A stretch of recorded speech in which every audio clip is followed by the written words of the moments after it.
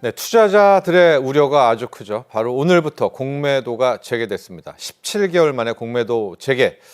한켠에서는요, 너무나 두려움에 떨지 말아라. 외국인들의 수급 개선의 역할도 할 수 있다. 이런 기대감도 있습니다. 그러나 걱정이 큰 것도 사실입니다. 자, 오늘 이 시간에는 공매도 전면 재개가 K증시, 우리 시장에 어떤 영향을 미치게 될지 자세하게 분석해 보겠습니다. 황세운 자본시장연구원 연구위원 모셨습니다. 안녕하십니까? 네, 안녕하세요. 네. 자, 공매도 개념 설명을 한번 해 주시고요. 지금 요번에 금지됐던 거는 불법 공매도 때문이었었잖아요. 그렇죠. 불법 공매도라는 거는 또 뭔가 우리 시청자들을 위해서 요 개념 정리를 하고 가보죠. 네, 일단 공매도는 빌려온 주식을 팔아서 수익을 창출하는 방법을 얘기합니다. 이제 주식시장에서 주가가 상승할 때 그리고 주가가 하락할 때 각각 수익을 낼 수 있는 기법들이 있는데요. 주가가 상승할 때 상승할 거라고 예상이 된다면 지금 당장 내가 돈이 한 푼이 없다고 하더라도 자금을 빌려와서 상승할 만한 종목들을 매입을 하게 되죠. 네. 그러고 나서 실제로 주가가 상승하게 되면 상승한 가격에 주식을 팔고 그 차익만을 가져가는 이게 이제 보통 우리가 얘기하는 신용거래 융자 기법이라고 볼 수가 있습니다. 공매도는 반대 케이스, 다시 말해서 주가가 하락할 것이라고 예상을 하게 된다면 여기서 수익을 내는 기법이라고 보실 수가 있고요. 예를 들어 주가가 10,000원에서 한 8,000원 정도로 하락할 거다라는 예상에 확신이 있으시다면 주식을 먼저 빌려오죠. 네. 빌려온 다음에 매도를 합니다. 빌려온 주식을 매도하기 때문에 공매도라고 부르게 되는 거고요. 실제로 주가가 8,000원으로 하락하게 된다면 8,000원에 주식을 되사서 빌려온 주식이기 때문에 갚아야 되는 거잖아요. 따라서 갚고 나면 10,000원에 팔아서 8,000원에 되사서 갚았기 때문에 2,000원 그 차액만큼을 수익으로 가져갈 수 있는 것이죠. 따라서 공매도는 주가가 떨어질 때 수익을 낼 수 있는 거래 기법이라고 이해를 해주시면 좋을 것 같습니다. 네. 그런데 불법은 어떻게 저지르는 겁니까? 일단 공매도에 있어서 가장 많이 일반적인 불법 행위가 무차입 공매도, 소위 무차입 공매도라고 부르는 이 행위가 불법 행위에 해당되고요. 우리나라 자본시장법은 무차입 공매도를 엄격하게 금지하고 있습니다. 공매도는 일단 빌려온 주식을 파는 거잖아요. 근데 무차입 공매도는 빌리는 거래 행위 자체가 없는 상태에서 일단 매도부터 먼저 하고 그리고 나중에 체결이 되면 이 체결되는 시점에서 주식을 빌려와서 결제에 해당되는 부분을 커버를 하는 방식이 무차입 공매도거든요. 네. 사실 이 무차입 공매도라는 것이 과거에는 합법이었습니다.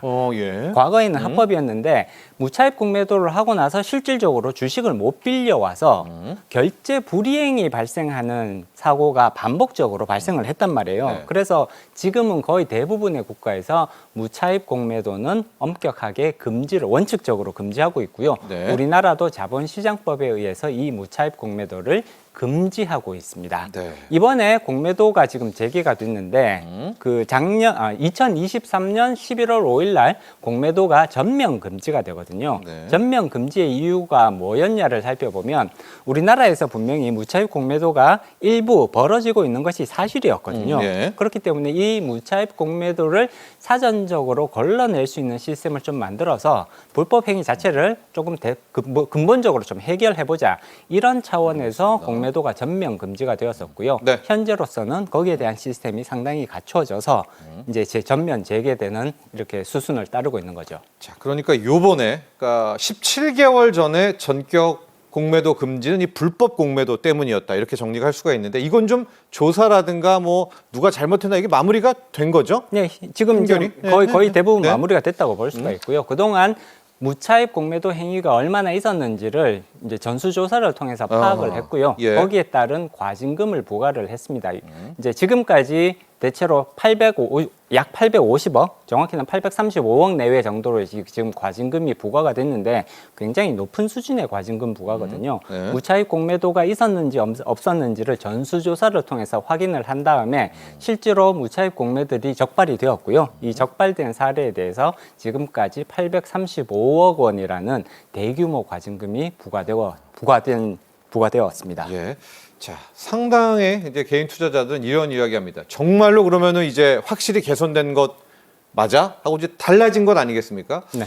어떻게 좀 개선이 됐고 시스템은 얼마나 좋아졌는지도 좀 소개를 해 주신다면요. 일단 가장 대표적인 이제 무차입 공매도 방지 시스템은 두 가지를 들 수가 있습니다. 예. 기관 투자자들이 자체적으로 대차 잔고 관리 시스템을 구축을 해야 되고요. 그리고 사후적으로 이러한 시스템이 정상적으로 작동하고 있는지를 확인할 필요성이 있는 거잖아요. 네. 그래서 한국거래소가 NSDS라고 불리는 공매도 중앙 점검 시스템을 구축을 했습니다. 그래서 일단 기본적으로 공매도 거래에 참여하는 대규모 기관 투자자들은 대차 잔고가 충분하게 갖춰져 있는지를 확인한 다음에 이게 확인이 되어야 공매도 주문이 나갈 수 있도록 내부적인 시스템을 바꿔야 되거든요. 무조건 주식을 빌려야만 시작되게. 그렇습니다. 예. 그래서 예. 공매도 주문을 내기 전에 대차 잔고가 충분하게 갖추어져 있습니까를 확인하는 확인하는 절차가 들어가게 되고요. 네. 이게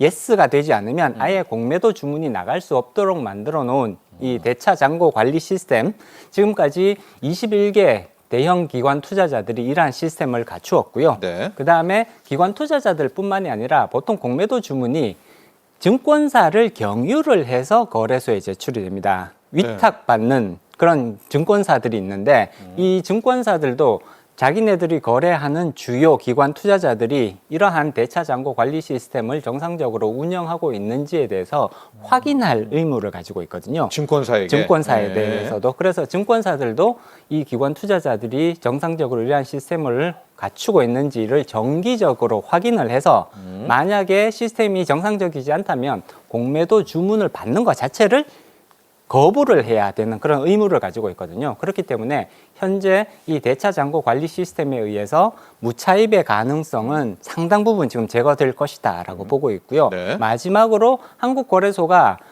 그 공매도 주문들이 한국거래소로 집중이 되잖아요. 그렇죠. 네. 그리고 이 집중되는 거래의 주문하고 그다음에 대차 잔고 관리 시스템에서 나오는 대차 잔고들이 있을 거잖아요. 예. 이 두 개를 매일매일 비교를 합니다. 물론 이거는 사전적으로 비교를 하는 것은 아니고요. 사후 거래가 끝난 다음에 매일매일 얼마만큼의 공매도 주문이 들어왔고 예. 그다음에 주문을 낸 주체들이 얼마만큼의 잔고를 가지고 있었고 이 두 개를 매일매일 비교를 하게 되거든요. 그래서 무차입 공매도가 만약에 실행됐을 가능성이 있다. 그러면 바로 여기에 따른 고발 조치라든지 징계 조치를 할 수 있는 이런 시스템을 확보를 한 상태이기 때문에 현재로서는 무차입 공매도의 약 99% 정도가 사전적으로 걸러질 수 있지 않을까 이 정도로 지금 예상을 하고 있습니다. 롤오버라고 상환 기간에 대한 뭐 이슈도 굉장히 컸었잖아요. 뭐 네, 이런 그렇습니다. 유튜브, 뭐 이런 SNS라든가 네네. 이것도 좀 어느 정도 정리가 된 건가요? 뭐 외국은 90일이다 하고 우리는 뭐 계속 롤오버로 해서 끝도 없다 막 그런 지적 많았었는데 이건 어떻게 정리가 됐나요? 사실은 이제 많은 개인 투자자들이 불만을 가지셨던 게 담보 비율에서의 차이, 네. 그다음에 상환 기간에서의 차이, 이 두 가지가 개인 투자자와 기관 투자자가 동일하지 않았거든요. 예. 여기에 대해서 굉장히 불만들이 예. 많으셨습니다. 일단 먼저 상환 기간을 살펴보면 사실 기관 투자자들은 명목적인 상환 기간이 없습니다.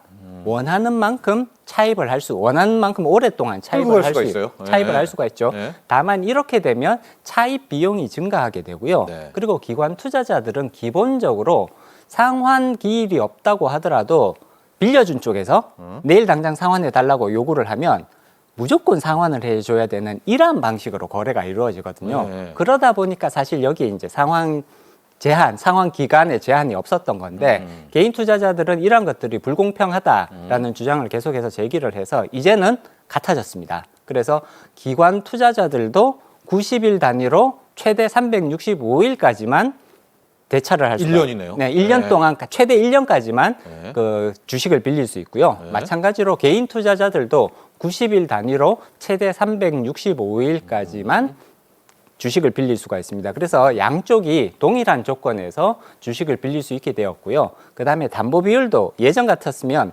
기관들은 105%의 담보 비율이 적용이 된단 말이에요. 근데 개인 투자자들은 120이었죠. 150%, 150%였네요. 150%였습니다. 150%의 담보 비율이 적용이 됐는데 이것도 공평하지 않다라는 주장이 많아서 기관 105%, 개인 105% 동일한 담보 비율로 적용하도록 아예 규정을 바꿔버렸죠. 네. 그래서 양자 간의 담보 비율과 상환 기간에 있어서의 차이는 현실적으로 이제 없어졌다라고 말씀드릴 수 있습니다.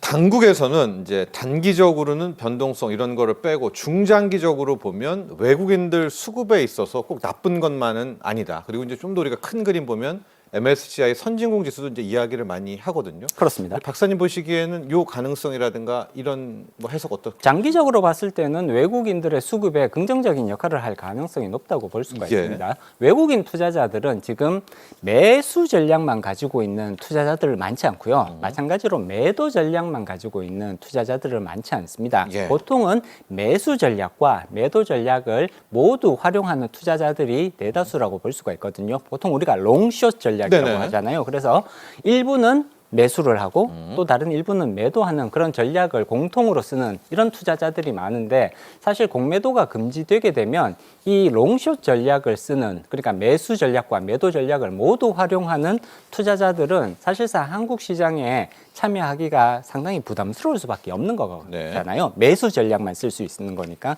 따라서 공매도가 재개되면 이 매수와 매도 전략을 모두 활용하는 외국인 투자자들이 한국 시장으로 들어올 수 있는 환경들이 만들어지는 것이고요. 따라서 외국인 수급이 오히려 좋아질 가능성이 높다고 볼 수가 있습니다. 더더군다나 MSCI 선진국 지수 편입 요건이 공매도는 유지돼야 된다라는 것이 네. 선결 요건이란 말이에요. 따라서 MSCI 선진국 지수 편입에 공매도 재개가 전면 재개는 당연히 그 가능성을 높이는 요소가 되는 거고요. 이렇게 봤을 때 만약에 우리가 선진지수에 편입이 된다면 외국인 자금들이 지금보다는 더 많은 대규모로 들어올 가능성은 충분하다고 볼 수 있는 것이죠. 네.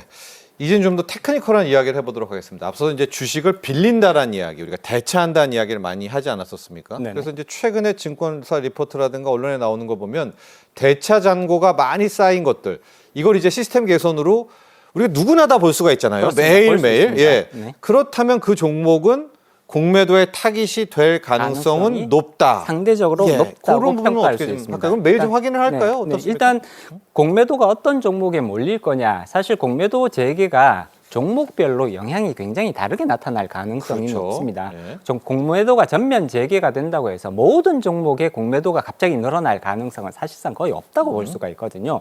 일부 종목에 대해서는 공매도가 집중될 가능성이 있고요. 그리고 사실 나머지 대부분의 종목은 크게 영향을 받지 않을 걸로 보입니다. 그렇다면 어떤 종목에 그거죠. 공매도가 네. 몰릴 거냐를 예. 사전적으로 우리가 조금 예상을 해봐야 되는데, 그 가능성이 가장 높은 종목들이 결국은 대차 잔고가 갑자기 늘어나기 시작하는 종목, 그냥 원래부터 높았는데 계속 변동 움직이지 않고 계속 있더라, 이런 종목보다는 증감. 별로 높지 않았는데 대차 잔고가 갑자기 계속해서 증가를 하고 빠른 속도로 증가하는 이런 종목들이 공매도의 타겟이 될 가능성이 상대적으로 높은 종목이거든요. 네. 그렇기 때문에 이런 종목을 선정하실 때 내가 지금 관심을 가지고 있는 종목을 대차 잔고를 관찰해 봤더니 굉장히 높은 수준으로 지금 증가하고 있더라. 네. 이런 종목에 대해서는 사실 상당히 신중하게 투자 의사 결정을 내리실 필요성이 있습니다. 공매도가 집중될 가능성이 상대적으로 높은 종목이라고 봐야 되는 거고요. 네. 그렇게 된다면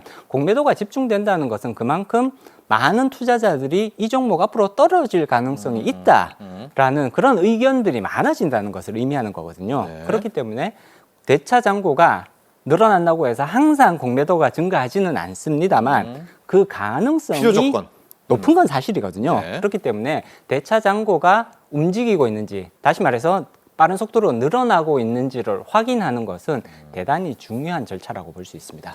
최근 뭐 지금 자막도 나오고 있지만 2차 전지 쪽에서 한 달간, 뭐 2주간에 굉장히 많이 대차 잔고가 늘었고 오늘 재개가 됐는데 급락했단 말입니다. 물론 오늘은 이제 시장 전반에 악재가 많았는데 이거는 이제 상당 부분 공매도와 연관이 좀 돼 있는, 이렇게 해석을 할 수 있다는 거죠. 대차 잔고의 일단 관계. 대차 잔고의 관계는 그렇고요. 그렇죠. 대차 잔고와 공매도는 사실상 상당히 밀접한 관계가 있는 것은 부인하기 어렵습니다. 그렇기 네. 때문에 반드시 대차 잔고를 확인하시는 이런 것은 필요하다고 봐야 되는 거고요. 네. 오늘 이제 공매도가 재개되는 날 주가가 큰 폭으로 떨어졌죠.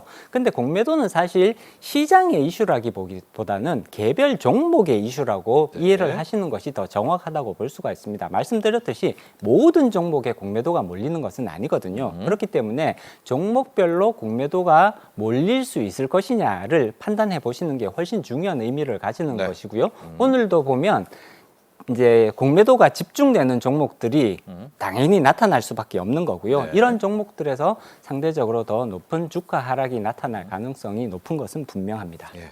자, 지금 당국에서는 다양한 뭐 인터넷 사이트 아니면 여러분들이 사용하는 이 홈 트레이딩 시스템 HTS에서 대차 잔고가 굉장히 아주 자세히 나오고 있더라고요. 그렇습니다. 당분간은 매일 저녁마다 이거 확인해야 되겠어요. 내가 투자하는 종목들의 대차 거래 잔고 증감 부분 확인하시기 바라고, 당국은 이 공매도 부분에 있어서 공매도 과열 종목 지정제를 일단 계속 이끌어가겠다.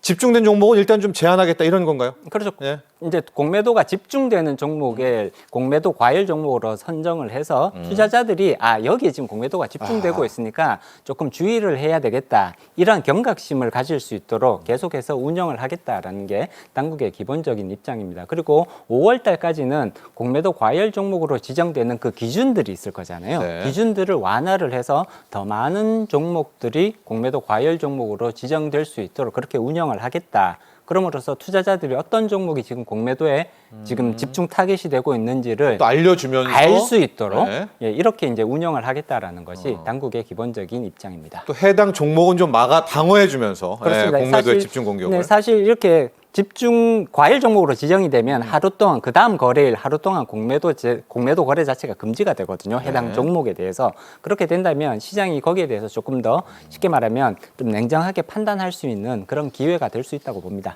자, 그동안에 이제 통계 자료들 많이 나오면은 과거에 3번의 공매도가 했다가 풀렸을 때 결과적으로 3개월 뒤에는 좀 증시는 훨씬 더 좋았다는 그렇습니다. 통계가 있는데요. 네. 자, 박사님, 오늘은 특히 공매도가 이게 이제 까마귀 날자 배 떨어진다고 재개되는 날 또 트럼프의 상호간세 불확실성이 다 몰리고 있거든요. 그렇습니다. 단기적으로 혹은 3개월 뒤 중장기적으로 이 공매도와 우리 K 증시의 방향성 한번 전망해 주시죠. 일단 현재 전체적인 주식시장 분위기가 상당히 안 좋은 것은 분명하게 조금 이해하실 필요성이 있을 것 같습니다. 지금 트럼프 대통령이 계속해서 관세 강화 정책들을 맞아요. 발표를 하고 있고요. 네. 이것은 결국은 우리나라가 미국에 수출하는 거에 대해서 부정적인 충격을 가져올 수밖에 없는 요소라고 볼 수가 있습니다. 우리나라는 수출에 대한 의존도가 대단히 높은 국가고요. 코스피나 코스닥 종목들 중에 쉽게 말해서 수출로 먹고 사는 기업들이 많이 있단 말이에요. 따라서 이런 부분들의 영향이 갈 수밖에 없기 때문에 사실 당분간 우리나라 증시가 강한 상승 흐름으로 네. 전환되기는 상당히 좀 어렵지 않겠느냐. 그럼에도 불구하고 사실 이 공매도의 재개는 보통 그 뚜렷한 영향은 하루 이틀 정도면 대체로 다 해소가 될 가능성이 높다고 보고 있습니다. 네. 사실 이전에 우리가 3번의 재개 경험이 있고요. 예. 3번의 재개 경험 공통적으로 나타나는 것이 하루나 이틀 정도는 변동성이 커질 수 있습니다. 다시 말해서 주가가 하락할 수 있죠. 그렇지만 대부분 이 효과는 아주 단기간에 걸쳐서만 나타났었고요. 오히려 한 3개월 정도 가면 공매도 재개의 영향은 사실상 거의 대부분 사라져 버리고요. 오히려 전체적인 경기 흐름이라든지 혹은 어떤 경제 정책, 금융 정책이 발표되느냐 이런 것들이 본질 가치로 가는군요. 그렇습니다. 네. 펀더멘탈이 훨씬 더 중요하기 때문에 네. 오히려 이전 3번의 경험에서는 3개월 이후를 살펴보면 대체로 코스피 주가가 상승하는 그런 결과들을 3번 더 올랐더라고요. 네, 올랐습니다. 네. 그렇기 때문에 이 공매도라는 것 자체가 주가 하락을 가져오는 요소가 되지는 않는다라는 점은 조금 투자자분들께서 이해해 주실 필요성이 있죠. 네, 자, 공매도에 대한 부분 살펴봤고요. 앞서도 얘기를 해주셨지만 매일 당분간은 한 여름까지는 대차 거래 잔고 증감 4종목은 네네. 반드시 좀 확인하는 습관 기르시고요. 당분간뿐만이 네, 아니라 이제 앞으로는 계속해서 내가 관심 가지는 종목의 대차 잔고가 늘어나고 있는지는 네. 이건 기본적으로 체크하실 필요성이 있습니다. 기본으로 이제 삼자. 기본으로 체크하실 투자 습관으로. 네네. 마무리는 넥스트레이드에 대해서 한번 점검해 보도록 하겠습니다. 어느덧 한 달이 됐습니다. 이렇게 시간이 빨리 가나요? 우리가 이제 넥스트레이드 시작한다는 게 정말 엊그제 같았었는데 한 달 동안 보시고 뭐 비난적인 것들, 부작용도 나옵니다. 왜곡이라든가 이런 것. 앞으로 풀어가야 될 숙제들, 또 뭐 고무적인 점들 함께 좀 논평해 주시죠. 네, 일단 10개 종목으로 시작을 해서 이제 오늘 약 800개 조금 안 되죠. 약 800개 종목까지 이제 거래 종목이 늘어나고 있습니다. 풀렸습니다. 현재까지 결과들을 살펴보면 투자자들이 기대했던 것보다 오히려 더 많이 넥스트레이드에서 거래를 하고 있다. 예. 거래 수요는 사실 굉장히 지금 안정적으로 지금 형성이 되고 있다라는 평가를 내리고 있습니다.